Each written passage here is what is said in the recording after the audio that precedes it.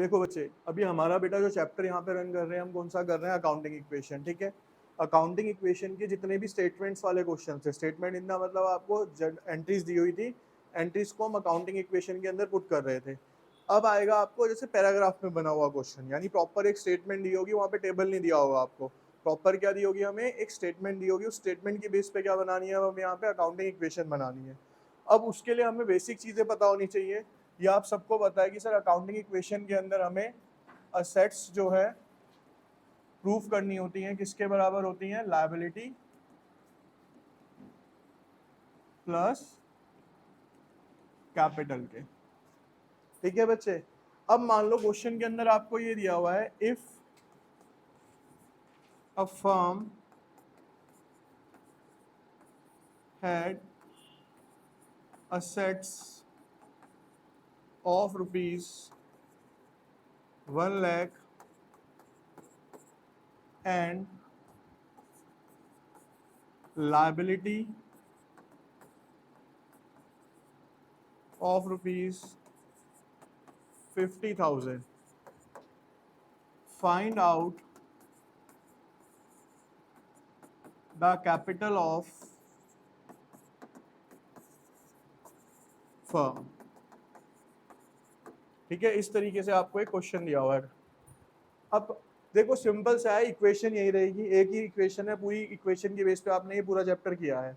अब सर हमें गिवन क्या है, यहाँ पे हमें गिवन है सर असेट्स। असेट्स कितनी गिवन है सर हमें यहाँ पे 1 लाख, तो आप असेट्स की जगह वैल्यू पुट कर दो, कितनी बेटा, 1 लाख। लायबिलिटी कितनी गिवन है सर, 50,000, हमने इसको यहाँ पे 50,000 पुट कर दिया। कैपिटल क्या है सर, क्वेश्चन मार्क, ये हमें फाइंड आउट करना है। तो सर अगर मैं क्वेश्चन मार्क को एक साइड छोड़ देता हूँ तो 1 लाख, और ये यहाँ पे जाके माइनस हो जाएगा, तो सर हमारे पास कैपिटल की जो वैल्यू है वो निकल के कितनी आ जाएगी यहाँ पे, 50,000। इजी है ये वाला, ठीक है। अब इसके बाद एक क्वेश्चन लिख रहा हूँ, इजी है, वो भी आप खुद से करेंगे वैसे। If a firm had equity of rupees 75,000 and assets of rupees 1,20,000, find out the liability of a firm.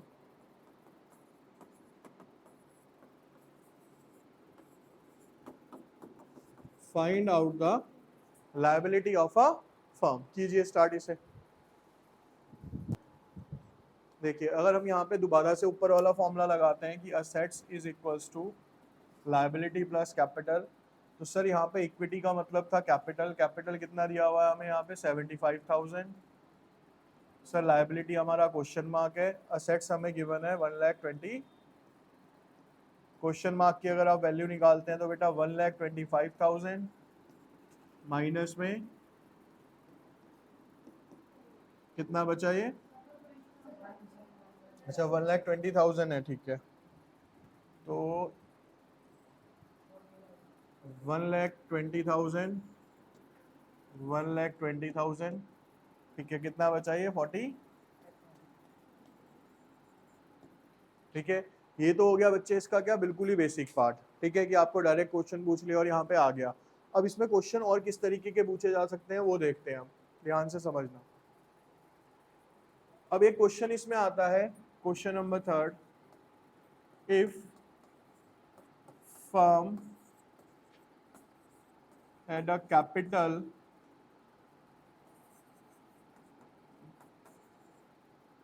on 1st April 2023 of rupees 5 lakh,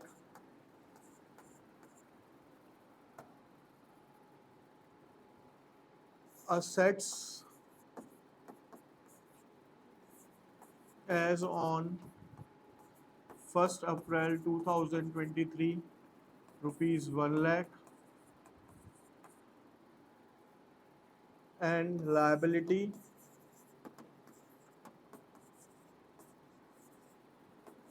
of ₹50,000 on 1 या 31 मार्च 24। और इस वाले को भी यहाँ पे चेंज करते हैं, इसको लिखेंगे बेटा आप 31 मार्च, ठीक है। Find out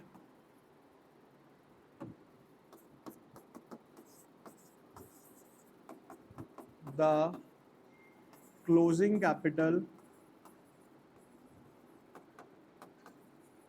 and profit of the firm. Question क्या है सर? 1 अप्रैल को कैपिटल है 5 लाख रुपए का, असेट्स है 31 मार्च को 1 लाख रुपए की, लायबिलिटी है 31 मार्च को 50,000 रुपए की। तो कहता है बताइए इसका क्लोजिंग कैपिटल कितना होगा और इसका प्रॉफिट कितना होगा। ठीक है, यहाँ पे देखिए बच्चे, पहले यहाँ पे देखिए बेटा पहले, ठीक है। अब देखो बच्चे होता क्या है इसके अंदर, ये मैं पहले भी डिस्कस कर चुका हूँ कि अगर कुछ भी चीज़ हमें इस डेट पे दी हुई है यानी 1 अप्रैल को, तो ये हमारा कहलाता है ओपनिंग बैलेंस। और कोई भी चीज़ अगर हमें 31 मार्च 2023 यानी कि 24 एंड में दी हुई है, तो ये हमारा क्या कहलाता है सर? यहाँ पे क्लोजिंग बैलेंस। ठीक है। अब मेरे को कैपिटल का बैलेंस दिया हुआ है 1 अप्रैल को, तो सर इस क्वेश्चन में जो जो गिवन है पहले मैं वो राइट डाउन कर लेता हूँ।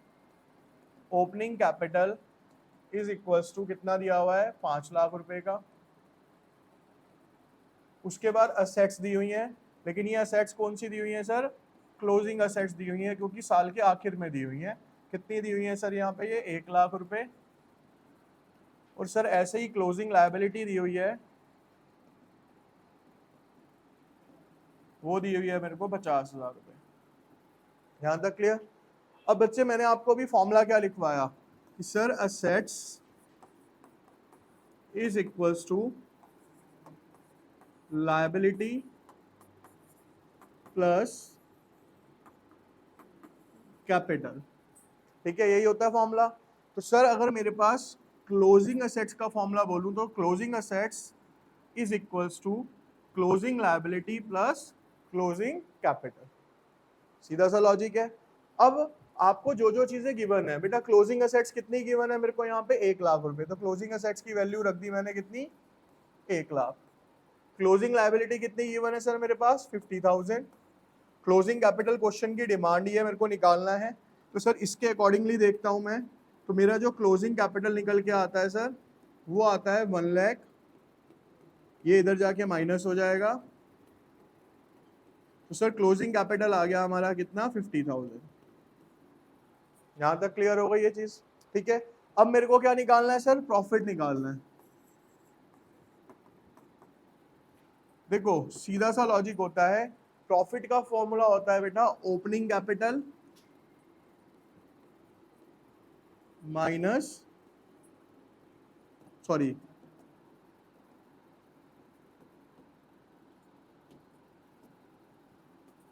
क्लोजिंग कैपिटल माइनस में ओपनिंग कैपिटल। अब यहां इस क्वेश्चन में देखो बेटा, क्लोजिंग कैपिटल कितना निकल के आया सर हमारे पास? 50,000 है।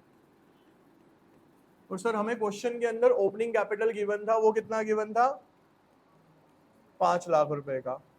तो सर इस कंडीशन में मेरे को 4.5 लाख रुपए का यहाँ पे क्या हो रहा है? लॉस हो रहा है। क्या हो रहा है सर मेरे को यहाँ पे? लॉस हो रहा है। देखो ये ना बेसिकली कोई फॉर्मूला भी नहीं है बच्चे, कि इसको ऐसे समझो आप। ओपनिंग का मतलब क्या है? जब मैंने बिजनेस स्टार्ट किया तो मेरे पास 1 लाख रुपया था। क्लोजिंग पे अगर मेरे पास 2 लाख रुपए हैं, तो इसका मतलब मेरे को 1 लाख का क्या हो गया यहाँ पे? प्रॉफिट हो गया। और अगर यही 1 लाख रुपया मेरे पास ओपनिंग कैपिटल था, क्लोजिंग में मेरे पास मान लो 50,000 रह गए, तो इसका मतलब क्या हुआ सर? मेरे को 50,000 का लॉस हो गया। तो ये फॉर्मूला तो सिर्फ लिखने के लिए, अगर प्रैक्टिकली भी सोचोगे तो कोई इसमें हार्ड एंड फास्ट रूल नहीं लगा हुआ। भाई ओपनिंग कैपिटल सर वो वाला कैपिटल होता है जब मैं बिजनेस को स्टार्ट करता हूँ, फिर मैं पूरे साल अकाउंट मेंटेन करता हूँ और आखिर में जाके देखता हूँ कि मेरे पास कैपिटल कितना बचा है। अगर कैपिटल बढ़ के बचा है तो मेरे को प्रॉफिट हो रहा है, और अगर कैपिटल कम हो गया दैट मीन्स मेरे को क्या हो रहा है? वहां पे लॉस हो रहा है। सिंपल है, ये समझ आ गई चीज? क्लियर है भाई सबको? ठीक है।